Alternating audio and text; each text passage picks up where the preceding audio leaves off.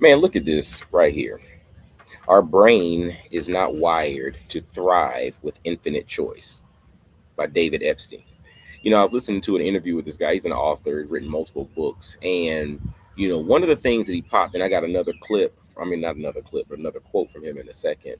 But when I heard this, it really stopped and made me think. Our finite brain, is not wired to thrive with infinite choice by David Epstein.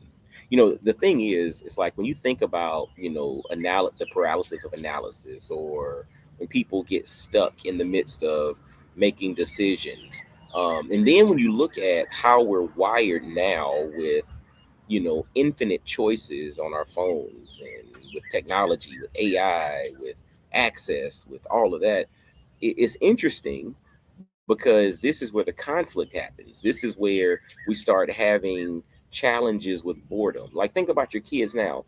Your kids have more access to opportunities, more access to entertainment, more access to whatever, but yet they're always more bored than you could imagine, right?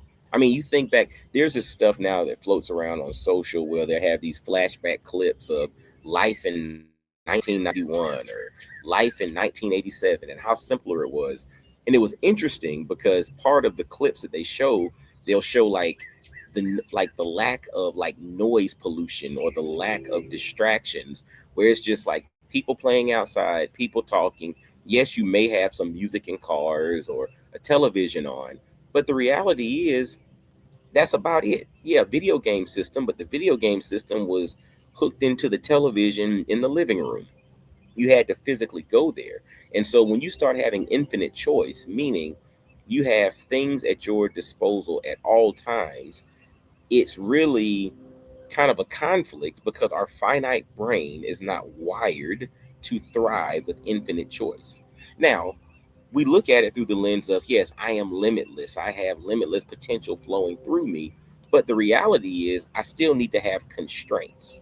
When you even look at creativity, the overwhelming majority of creativity is usually found in places where there are some form of constraint. Yes, you are creative enough or you're flexible enough to be able to put whatever you want onto a canvas that you're painting. But the constraints are you have this canvas that you're painting on, or the constraints may be the materials that you have to paint with. At the end of the day, we all have constraints. I think through when I'm coaching or whatever with individuals, the concept of resources and resourcefulness, right? Creativity is usually synonymous with being resourceful. But when you have limitless resources, you really have no incentive to be resourceful. So when you have limitless resources, there is minimal incentive to be resourceful. On the flip side, when someone has constrained resources, they have to be resourceful. Necessity breeds innovation, right? But the whole point of it is that creativity a lot of times thrives because there are some form of constraint, or there are some forms of constraints in place. So again, our finite brain is not wired to thrive with infinite choice. That was a quote from David Epstein, the author. But I'm going to throw another quote from him up here, which is pretty interesting as well. Let's see. You will self interrupt at the cadence you're used to being interrupted. You will self interrupt at the cadence you're used to being interrupted. See, this thing hit me because what he was talking about was, if you're used to touching your phone every 4 minutes or every 5 minutes or whatnot, what he was emphasizing is the fact that if you don't have your phone, you will self interrupt every 4 to 5 minutes because that's what you're used to being interrupted at. That's the cadence. And it was hitting me because I was thinking to myself, like, even if my phone is not there, if I'm used to checking my phone every 10 minutes, about every 10 minutes or so, I'm looking for something to interrupt me. And if something doesn't interrupt me, I will do it myself. This whole notion of self interruption. And so it's just like going back to the initial quote that I put out, or the initial statement about being, you know, um, in a place where we just have so much stuff at our fingertips and our brain is not wired to be able to handle this infinite, availability.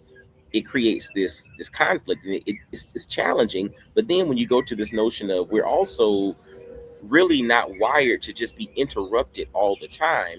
But if that becomes our baseline, we end up just adopting it. And whether we're interrupted or whether we self interrupt, we have perpetual interruption. So I think, like, from a solutions perspective, we really do have to almost force ourselves to do long form something, right? Like something that's not in short bursts on a regular basis to get ourselves out of this cadence of always being interrupted.